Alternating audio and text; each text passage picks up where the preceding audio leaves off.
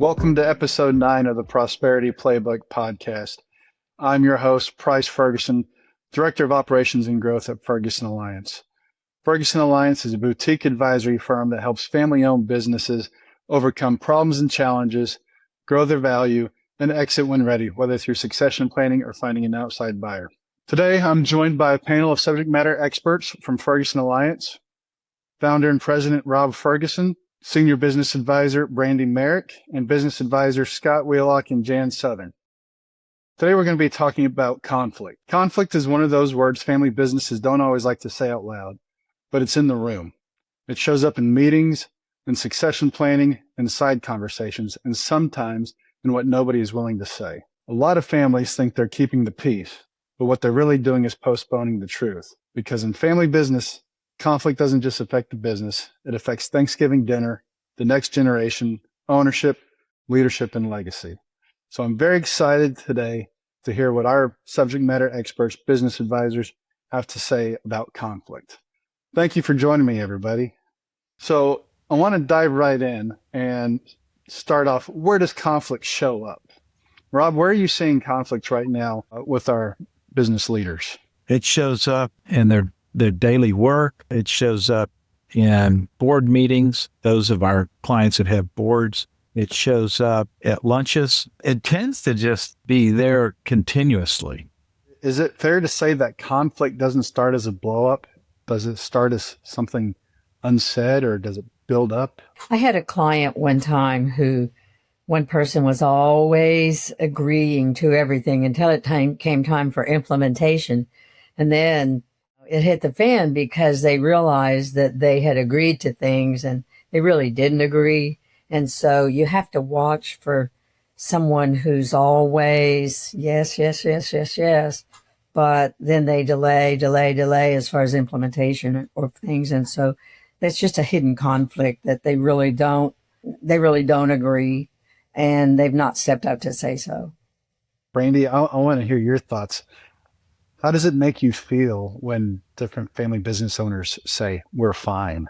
I mean, everybody's been in a family, whether it's healthy or unhealthy or somewhere in between. So I think we all kind of know, like when someone says that something's fine, that's usually an indication that things are probably not fine. Otherwise, they might be a little bit more enthusiastic, a little more descriptive in how things are. And you can sense the energy and the dynamic in things. So when we hear something like that, or we sense that there may be something amiss, we definitely dig into that with some questions.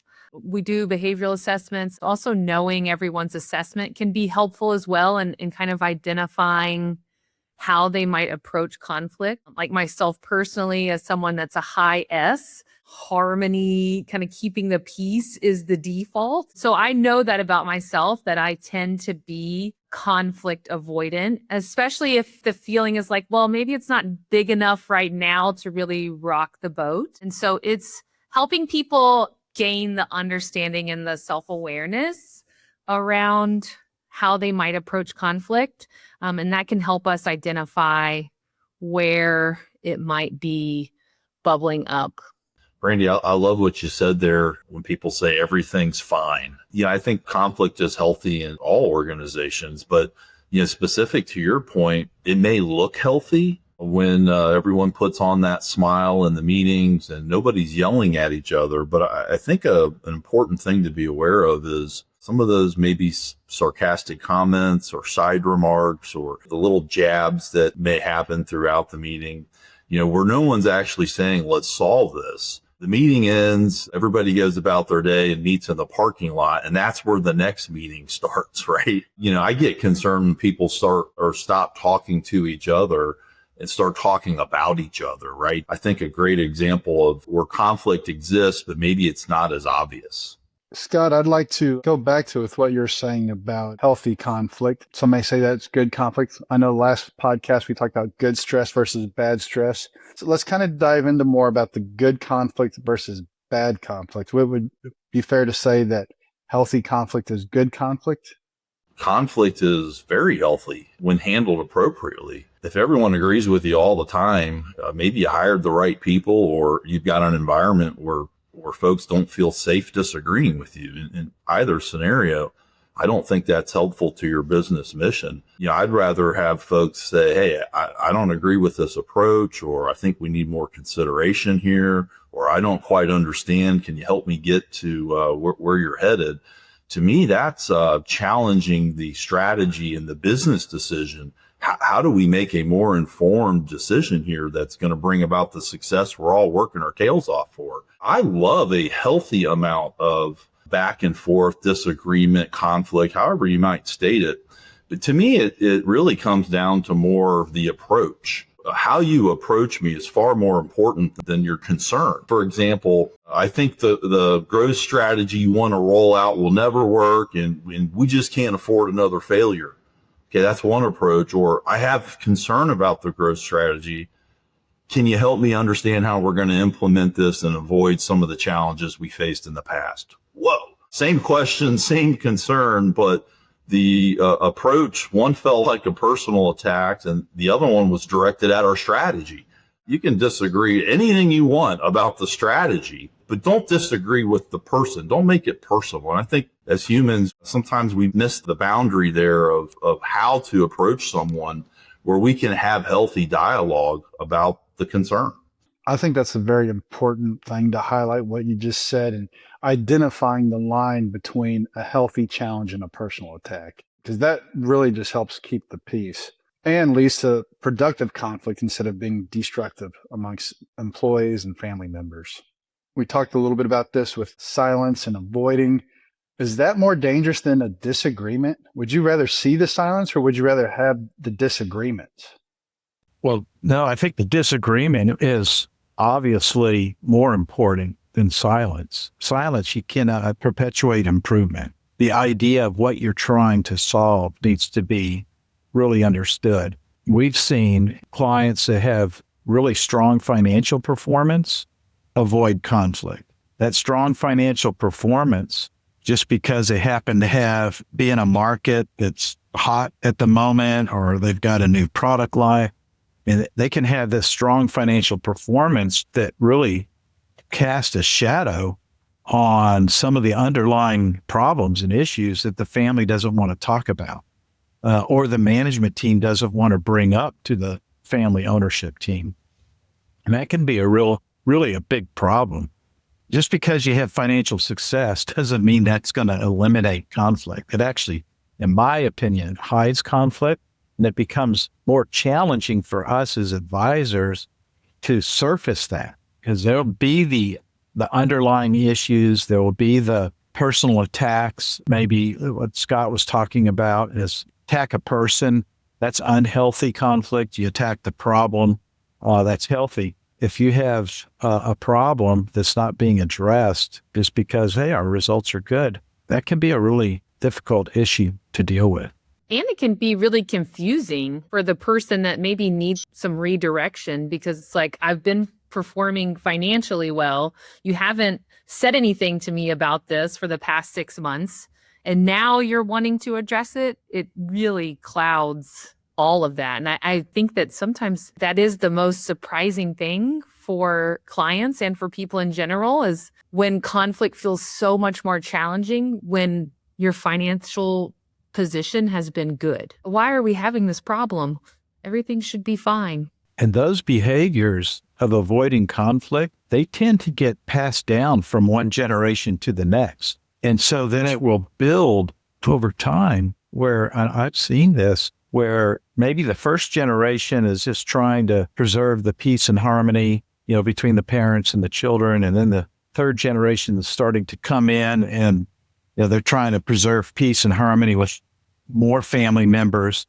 And yet these underlying issues just continue to build and build and build to eventually, that you were talking about a blow up price in your opening comments.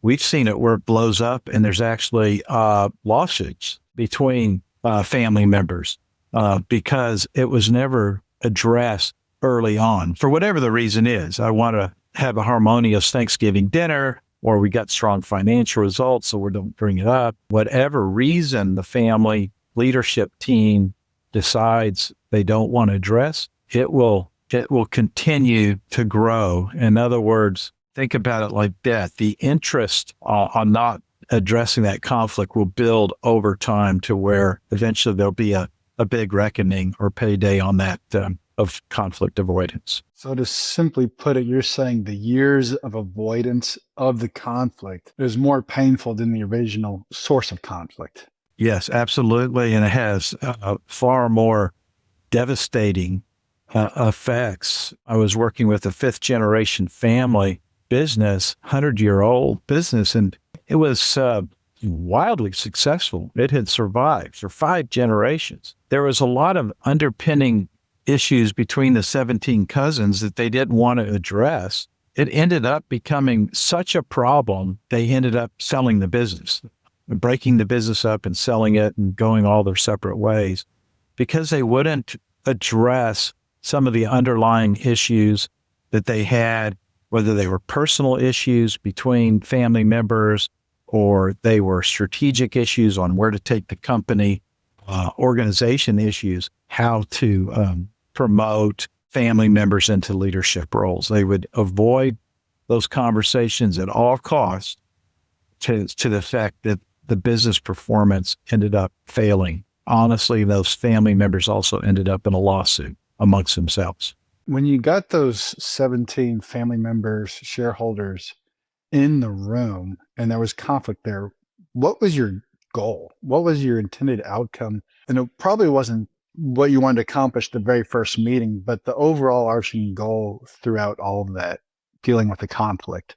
Our goal is to get everybody to see the same issue. What's the real issue distinct from everybody's emotions and reactions and flailing of arms and loud speech? We have to get down to, well, what's the real issue? What's the problem that we're focusing in on? And let's solve that. So usually we're pretty good at doing that. I think families that bring in outside advisors that really don't have a dog in the hunt, so to speak, that they're there to actually professionally facilitate that process to get to the real issue and then attack the issue and not the individuals, becomes very effective. So it's understanding what the real issue is the first part. Then the second part is coming up with a decision. It can be a very challenging time as well as making sure that we understand how that decision is going to be made.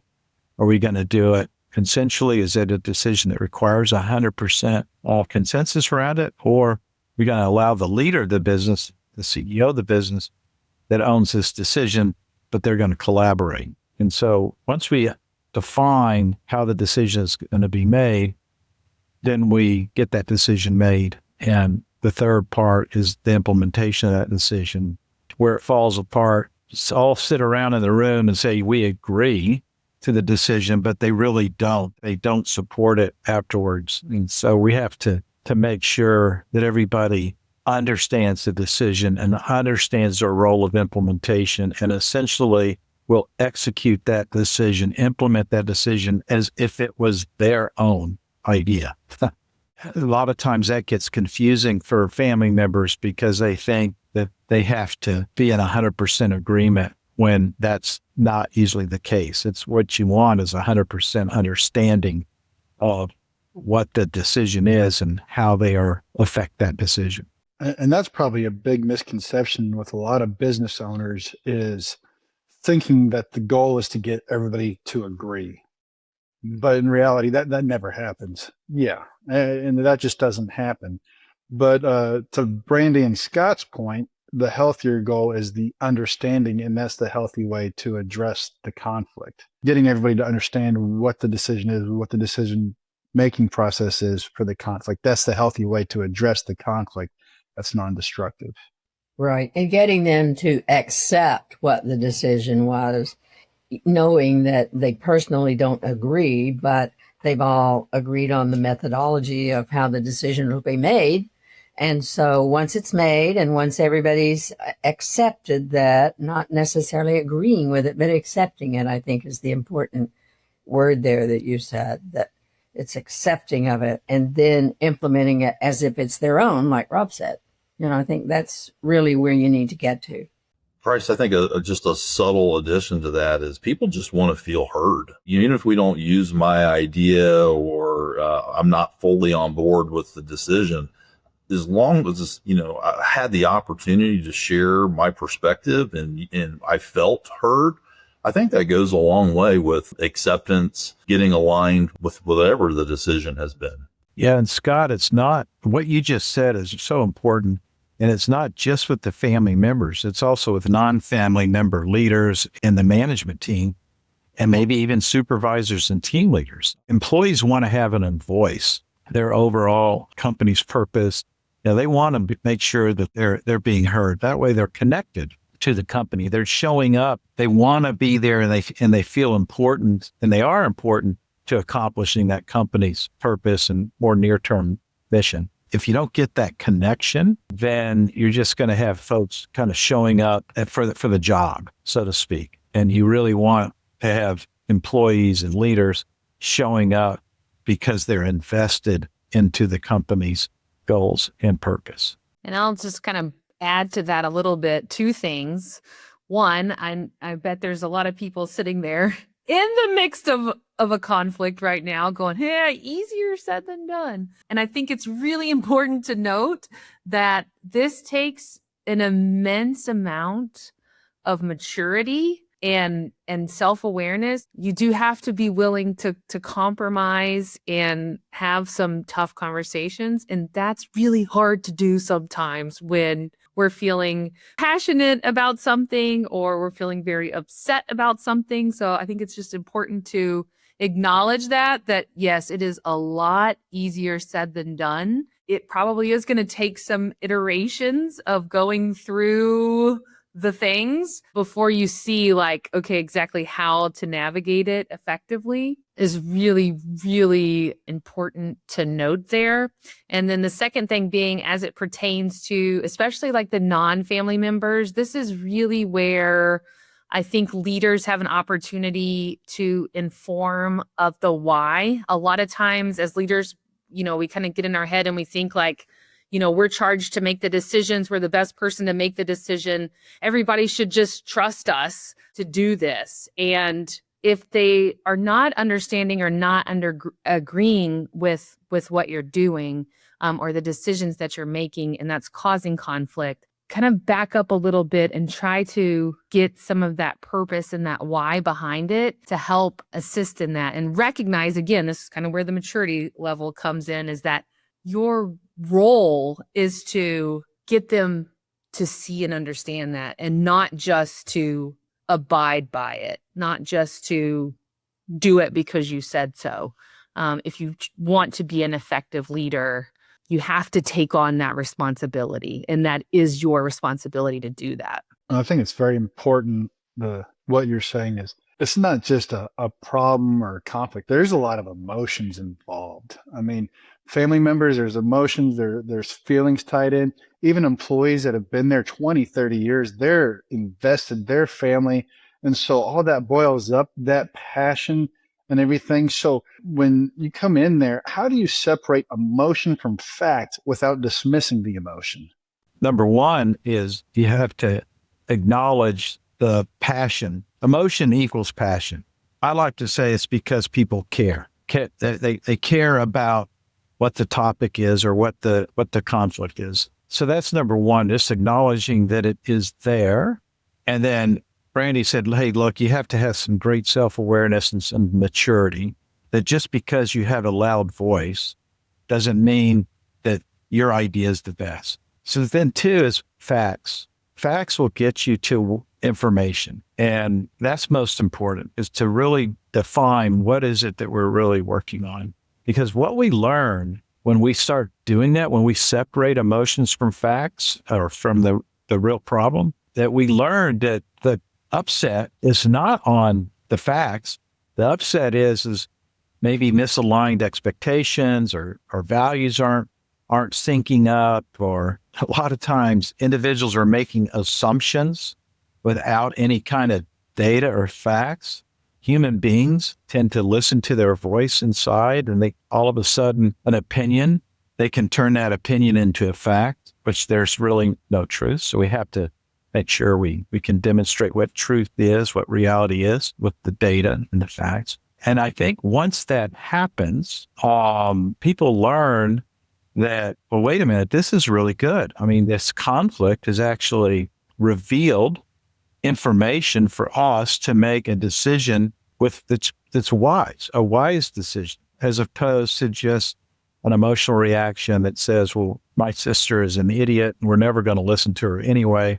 So just don't give her a voice in on. That shuts everything down. It is a challenge, and in my opinion, it's really hard to do without some sort of intermediary in there helping facilitate it until, as Brandi said, until the level of leadership maturity, self-awareness increases to the fact that you can actually have a productive professional conversation around the problems in the business and recognize that everybody's aligned to one thing. And that one thing everybody's aligned to is the why, the purpose of the company. That's when you get the team, the leaders, the individuals fighting for what is right. And the definition of what is right is making progress towards our company vision, living up to our company values, achieving the goals inside of our mission. That is what's right. And we move people from fighting for their individual rights to be right to fighting for what is right for the organization, what is best for the organization. What we're talking about here, maybe a simplified way to say it is, it's really about trust. When you have a high level of trust in a leader, a family member, a friend, it doesn't matter, you give them a lot of latitude. And, some of the ways that you showcase trust exist is, hey, look, when you make a mistake, admit when, maybe I don't have all the answers here. Maybe my plan isn't perfect. Maybe that decision could use some clarity or some outward opinion to help us define what we're trying to do. But if we carry ourselves in a manner that, we this is the law, this is what we're doing, we don't listen with intent, we don't ask probing questions, we don't ask for feedback, I think we create an environment where there's a lack of trust. I think that's what shuts people down. That's what evokes emotions, the yelling, the loud tone, right? Is I'm not being heard. I don't trust that you're hearing me. I don't trust that you're considering me. I don't trust that all of our interests are being considered. Bringing in a mediary to kind of help facilitate working through the conflict is necessary, and it's necessary because that trust isn't there. Right. If you don't have the trust and you don't have the understanding, you're never going to resolve the conflict. I think also the self-awareness is knowing the impact you're having and not the intention you had. So that's even with the nonverbal communication cues, eye rolls, puffed up chest, standing up. I mean, you may not know what impact you're having by the way you're communicating with people in the room based on your body language and behavior. Everyone sees it, even though it's a silent communication. It's pretty loud. It's why we always watch film and football.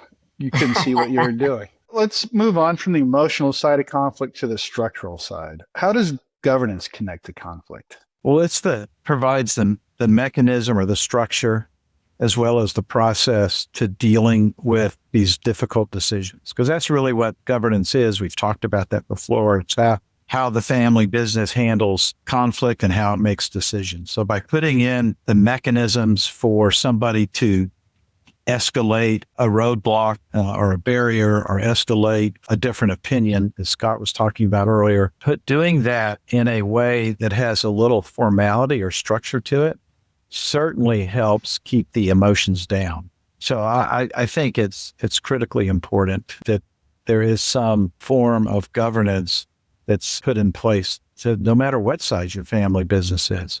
Are there any common decisions that need rules to help avoid a conflict? Well, I think, first of all, defining who owns what decisions, making that perfectly clear, identifying what is that business philosophy on making decisions. What is the common approach of how you're going to make decisions? And what does it mean to own a decision? I think getting those defined early on, your decision philosophy, your homes for your decisions goes a long way. You're going to always have conflict. It's not going to prevent conflict, but it's going to give you the mechanism to deal with the conflict in a healthy way versus an unhealthy way. If you are going for agreement all the time, yes, that will create a decision. It doesn't mean that decision is going to get implemented. It's kind of a false agreement. Whereas if you have understanding, you can still have individuals understand the decision, not agree with the decision, but commit to implement the decision. That's what's important. Going a step further, if that decision isn't going the way we thought it was going to give us the right results, if it's not happening like we thought it was, I think you have to be mature enough to say, all right, well, let's find out what's not working and let's fix it, versus somebody saying, I told you that wasn't going to work. I knew it wasn't going to work. That's just going to create more unhealthy conflict down the way. So it's one thing about understanding, and the level of understanding will create the trust, but living in that trust that I'm going to do everything I can to make this decision, the implementation of this decision work.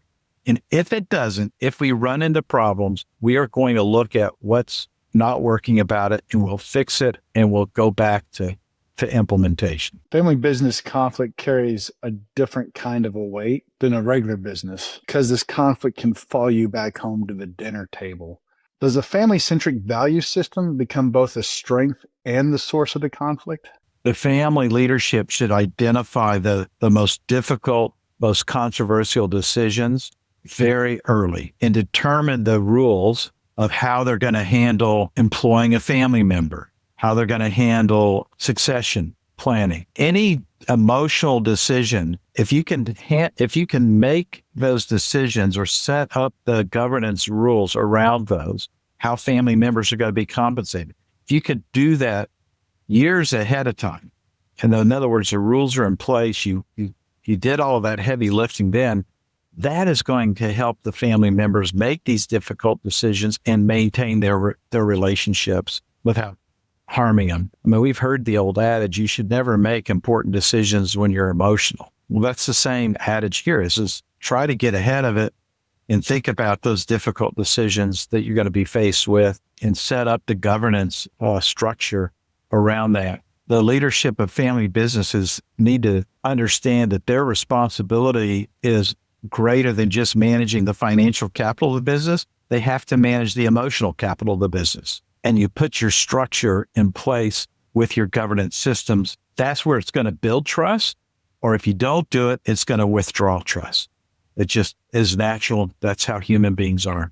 I think what separates the highly successful family businesses from those that aren't is that they argue in a healthy manner. They know how to deal with conflict and they actually encourage conflict so they can continuously improve their business and manage their risk, and they eventually manage that emotional capital as well in the family. Okay, to our listeners out there hearing this, what's one piece of advice to tell them if there's a conversation they've been avoiding? What's the one thing you tell them? Well, I would tell them, don't just acquiesce and say you agree and then let it fester where you're building up resentment, and then the blow up that you talked about earlier comes, because it's always going to come back. You need to make sure that you totally, even if you don't agree, that you accept it. Don't fester and don't let it create the conflict that we've been talking about. And we shouldn't measure our success on how little conflict exists. The measurement is how quickly does healthy conflict get resolved. You know, fast resolution creates trust, and slow avoidance creates an unhealthy culture. And I think if you look at it from that lens, maybe it helps you get over the idea that conflict is bad. I'm going to come at it from a little bit of a personal experience direction. As much as we can preach and teach and try to say, like, get mature in your decision making and your conflict, all the things, it is hard to change. And so if you are experiencing conflict in your family and you're having it and you're trying and you're doing all the things, the people that you're in your family or you're interacting with are still just who they are. They are who they are. You have a choice. If you just cannot get on the same page, just remember that you do have free will. You pick where you want your energy to go. If it's going to sacrifice your family relationship and you don't want to do that, you have a choice. A lot of the things that we are saying, a lot easier said than done. So I do know that from personal experience, and life is short. Choose what is going to make you the most fulfilled, purposeful, and happy in the long run. I don't believe people need to agree with decisions. As long as they feel like they had a voice and that the decision-making process was fair and consistent. If you have that, then folks will get on board, and it's all about implementation more than it is about the decision, because you can always improve the decision. You can always improve how you're implementing. What I'm taking away from today's conversation is conflict isn't necessarily the enemy, but avoidance is. And avoidance is a pattern you set that could have lasting, costly effects for the next generations and ultimately ruin your legacy that you're trying to create. The goal isn't to agree on everything, but it's to understand with clarity and pave a healthier way forward. If you're listening and there's an elephant in the room you've been walking around, that's the kind of conversation that we help families work through. And don't do it with blame or drama, but with structure, clarity, and care. Thank you for joining us on the Prosperity Playbook. We'll see you next time.